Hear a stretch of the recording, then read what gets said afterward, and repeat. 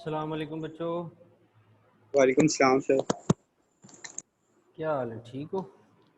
Yes sir. 3.1 exercise चल रही थी, उसमें कोई प्रॉब्लम है?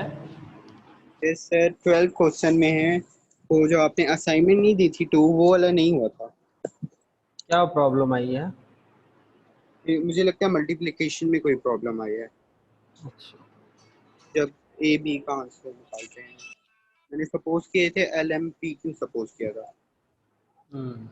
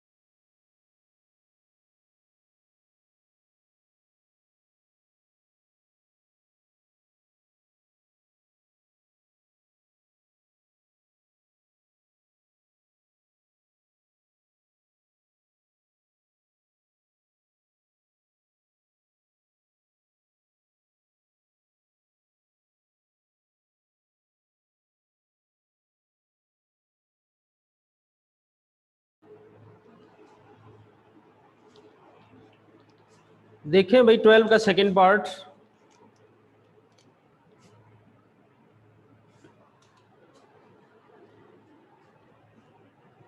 To minus one two a x है, एक्स है। फिर तो मैंने गलत नहीं लिख दिया। ये तो 13 का सेकंड पार्ट। तो मेरी आवाज़ आ रही है बच्चों? यस सर, आ रही है। यस सर, आ रही है। बताया नहीं फिर आप लोगों ने कि गलत लिख दिया। Yes, sir। मुझे लगा कि मैंने गलती से क्वेश्चन गलत लिख दिया है। 21510। तो x जो है वो आपने क्या लिया था Ghulam Mustafa? Sir L M P Q लिया था। चले, एल एम पी क्यू 21510, इनको मल्टीप्लाई करते हैं तो आ जाएगा पहली रो पहला कॉलम 5l प्लस 2p, फिर 5 5 and plus 2q 2 minus 2l plus p और माइनस 2m प्लस q। यही बनता है। Yes sir. कंपैरिजन करें तो आ जाएगा 5l plus 2p is equal to 2। इसे इक्वेशन नंबर 1 कह दें।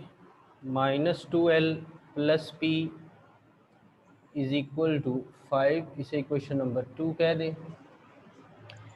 फिर ये 5m plus 2q is equal to 1, इसे 3 इक्वेशन कह दें। Minus 2m plus q is equal to 10, इसे 4 कह दें। अब 1 और 2 को देखें तो इधर 2p है, इधर p है, तो अगर इसको 2 से मल्टीप्लाई करें तो ये बराबर हो जाते हैं। तो इसका मतलब है बाय 2 इंटू इक्वेशन 2 माइनस 1। तो इक्वेशन 2 को 2 से मल्टीप्लाई करें तो आता है minus 4l plus 2p is equal to 10, और इक्वेशन 1 यस इसके नीचे लिखें 5l plus 2p is equal to 2। तो इनके साइन बदलने हैं क्योंकि सब्ट्रैक्शन करनी है, तो यूँ बन जाएगा ये cancel. Minus 9l is equal to 8, l is equal to 8 over minus 9, ये l की वैल्यू आ गई। अब ये आप 2 में पुट कर दें, 1 में पुट कर दें, आपकी मर्जी है। Equation 2 gives minus 2 into L minus 8 over 9 plus p is equal to 5। तो ये कितना बनता है प्लस इस 16/9 उधर जाके -16/9। एलसीएम ले 45 - 16 कितना होगा 29/9 यही बनता है। यस सर यही बन रहा है। अच्छा सर माइनस नहीं आएगा, -29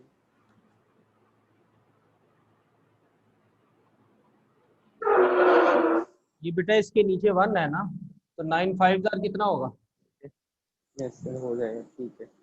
अच्छा ठीक है उसके बाद अब इक्वेशन 4 को 2 से मल्टीप्लाई करके 3 को सेपरेट करें, तो by 2 into equation 4 minus equation 3, तो ये आ जाएगा -4m plus 2q is equal to 20, और नीचे 3 लिख दें 5m plus 2q is equal to 1।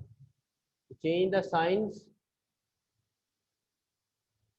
तो ये आ जाएगा -9m, ये कैंसिल हुआ और ये 19, m इज इक्वल टू -19/9। उसके बाद ये वैल्यू आप पुट कर दें 4 में, तो 4 गिव्स -2m, m की जगह ये value 19/9 plus q is equal to 10। तो ये बेटा प्लस 38/9 उधर जाएगा तो -38/9। तो एलसीएम ले तो 90 - 38 कितना होता है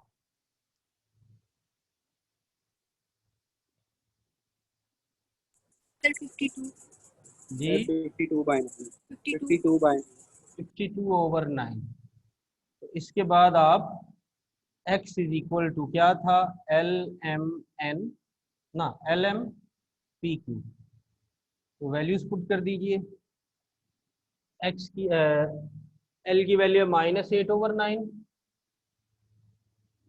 m की वैल्यू है -19/9, p की वैल्यू है 29/9 और q की वैल्यू है 52/9।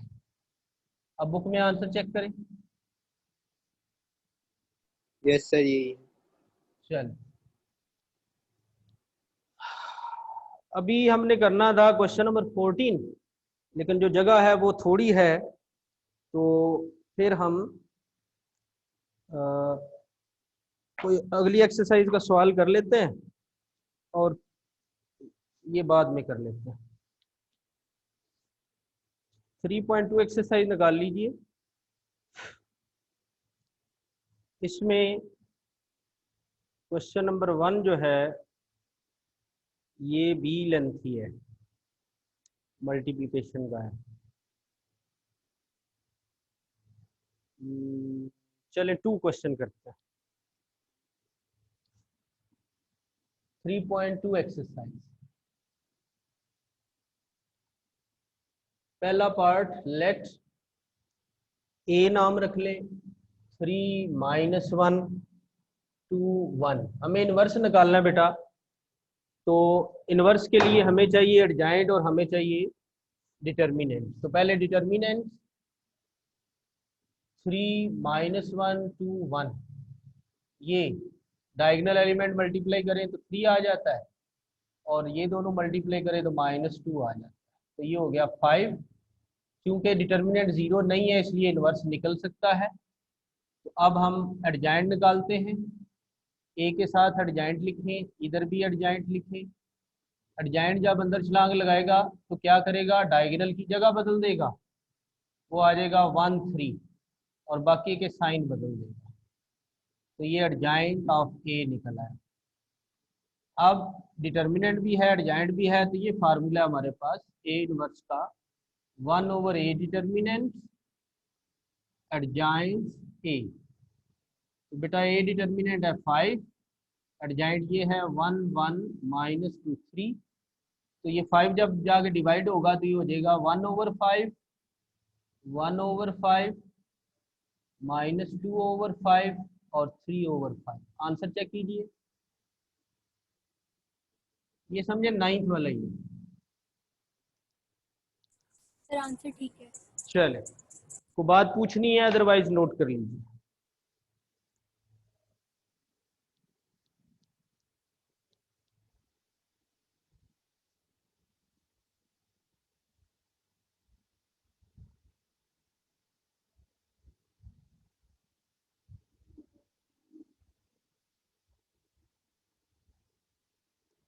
हाँ जी, नोट कर लिया बच्चों?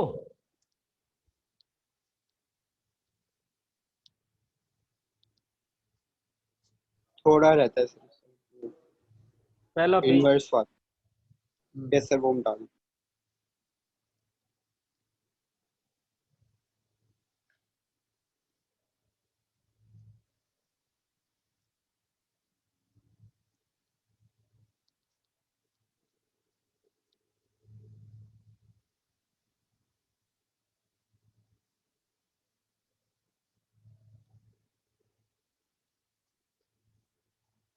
तो 3.1 का क्वेश्चन नंबर 14,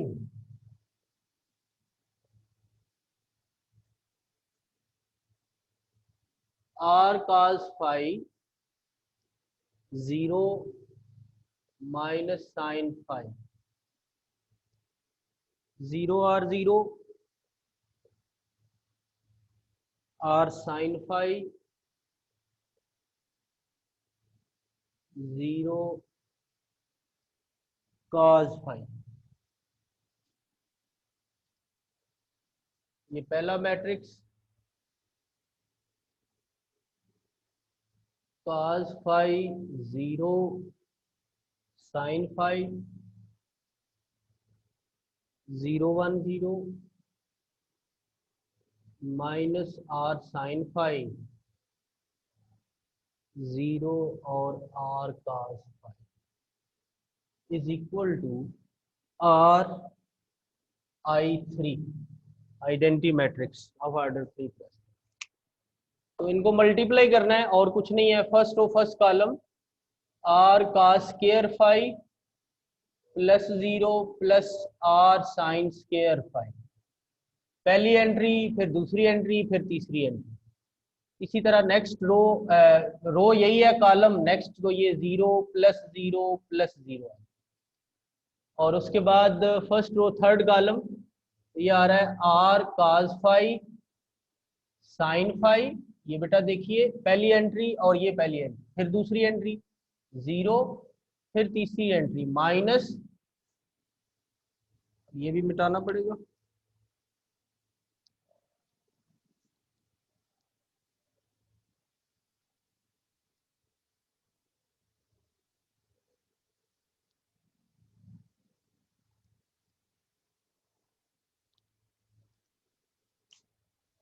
तीसरी एंट्री जब करेंगे तो आ जाएगा r sin phi cos bracket close is equal to RI3।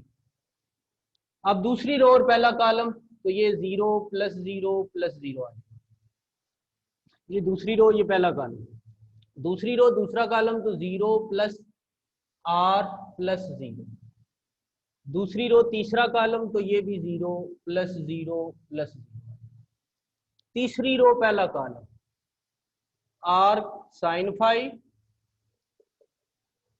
cos phi, और दूसरी एंट्री से 0 आ जाएगा, तीसरी एंट्री से minus r sin phi cos phi,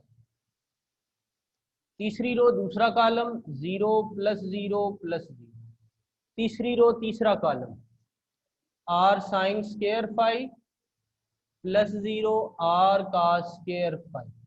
ये बेटा मल्टीप्लाई किया है, अगर प्रॉब्लम है तो बात कीजिए, है कोई problem? No sir. r common लीजिए, cos square phi plus sin square phi, उसके बाद वैसे ना इस स्टेप से चलो कर देते हैं, मैं असल में कुछ और चाह रहा था। ये 0 आ गया, ये बेटा कैंसिल हो जाएंगे एक जैसे, तो ये भी 0 आ गया,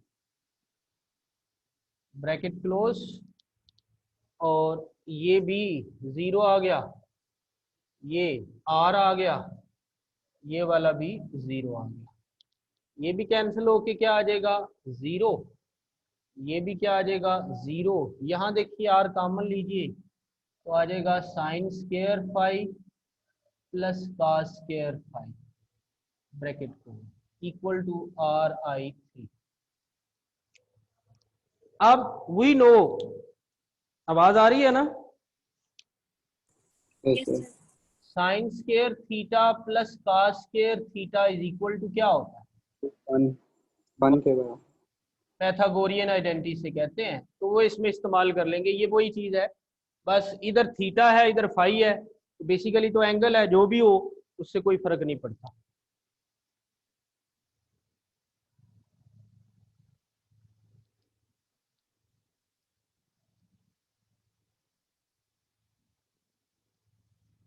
तो देखिए फिर ये आगे क्या गुल खिला रहा है। ये आ रहा है आपके पास R into 1 0 0 0 R 0 0 0 R into 1। अब बेटा देखो ये जो लिखा हुआ है 0, क्या इसको 0 इंटू आर लिख सकते हैं, यस सर। या पहले लिख लो R इंटू 0। इसको भी 0 को भी लिख ले, इस 0 को भी लिख ले, इस R को R.1 लिख ले, इसको भी लिख ले, इसको भी लिख ले, इसको भी लिख ले। ऐसा क्यों किया है, अब हमें हर एंट्री में R नजर आ रहा है ना, तो हम R कॉमन ले लेते हैं। तो 1 0 0 0 सॉरी 1 0 0 0 1। तो ये R लिखने से हमें शायद कुछ आसानी हो रही है, इसलिए ऐसा किया है। ये जो मैट्रिक्स होता है इसे आइडेंटिटी मैट्रिक्स कहते हैं, क्योंकि इसका ऑर्डर 3x3 है। तो 3x3 ऑर्डर वाली आइडेंटिटी जो उसे कहते हैं I3। ये आ गया RI3 और इधर भी RI3, दोनों साइडें बराबर बराबर हूं तो उसे हम कहते हैं ट्रू। अब उसने क्या कहा हुआ है, प्रूव करना है या शो करना है,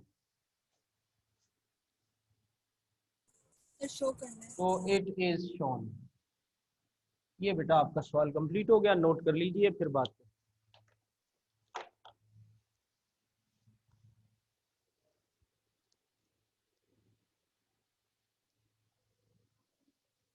लिख लिया है, यस सर लिखिए। Yes sir. आ दिया करो ना यार, मैं तो इंतजार में सूख रहा हूं। अच्छा जी,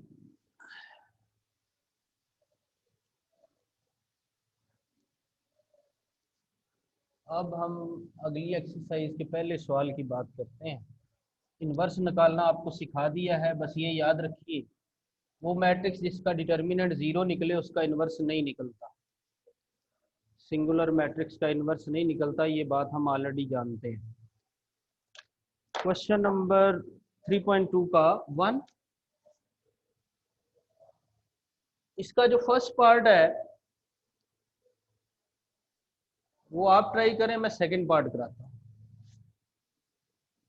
ए है आपके पास 3x4,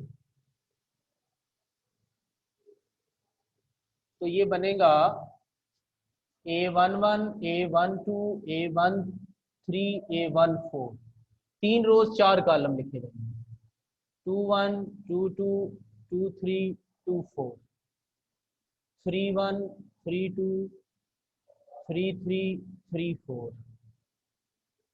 और I4 का जिक्र है, वहां I3 लिखा हुआ है, तो 4x4 जो होता है वो I4 हो जाता है।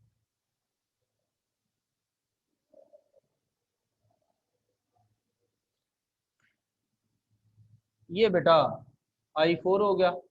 अब हमें जो सेकंड पार्ट है उसमें लिखा हुआ है AI4, लेफ्ट हैंड साइड लिख लें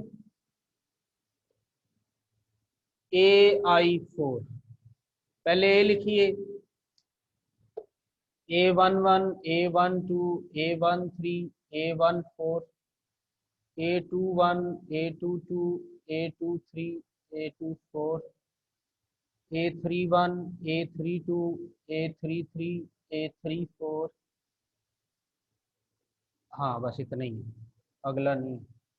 अच्छा उसके बाद I4 1 0 0 0 0 1 0 0 0 0 1 0 0 0 0 1 लिखने वाले काम है और इसमें कोई खास कहानी को नहीं है।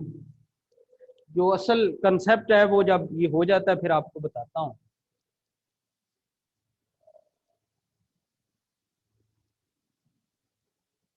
तो पहली रो पहला कॉलम मल्टीप्लाई करना है। अगर आप इसके ऑर्डर को देखना चाहते हैं तो ये देखिए, ये है 3x4 और ये है 4x4, तो इसके कॉलम और इसकी रोज बराबर हैं, यू कैन मल्टीप्लाई। देखिए पहली रो पहला कॉलम से क्या आएगा, पहली एंट्री से मल्टीप्लाई हुई तो A1 1 ही आ गया। अगली तीनों एंट्रीज इन 3 0 से मल्टीप्लाई तो 0 ही आना है, तो 0 + 0 + 0। पहली रो दूसरा कॉलम 0 + A1 2 + 0 + 0, चेक कीजिए। पहली रो तीसरा कॉलम 0 + 0 + A1 3 + 0। पहली रो चौथा कॉलम 0 + 0 + 0 + A1 4। क्या पहली रो को लेके ठीक मल्टीप्लाई हुआ है बच्चों? Yes sir. अब दूसरी रो Yes, पहला sir. कॉलम A21 + 0 + 0 + 0 और A22 + 0 + 0 0 + 0 A23 + 0 0 + 0 + 0 A24। इसी तरह तीसरी रो पहला कॉलम A31 + 0 + 0 + 0, मैं तो ये 0 बोल बोल के थक गया, 32 और फिर 33 और फिर 34।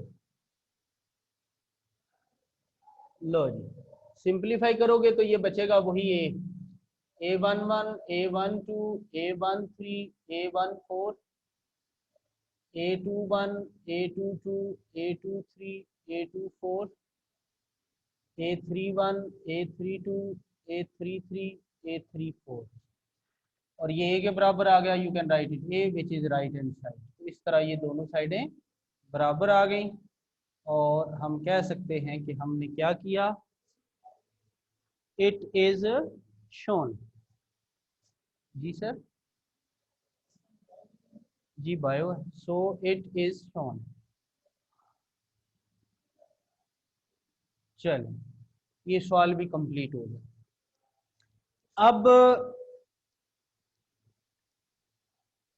यहाँ पे जो कंसेप्ट है वो सुन लीजिए। बेसिकली यूं होता है कि जो आइडेंटिटी मैट्रिक्स है उसको किसी से भी मल्टीप्लाई करो, यानी ए से किया आइडेंटिटी मैट्रिक्स को तो ए ही वापस आंसर आ गया, यानी आइडेंटिटी मैट्रिक्स मल्टीप्लाई कर लो जो भी आ जाएगा उसका आंसर वो खुद ही आएगा। और आइडेंटिटी की पहचान भी यही होती है, ये बात हम चैप्टर 2 में भी कर चुके हैं। Any question? No, sir.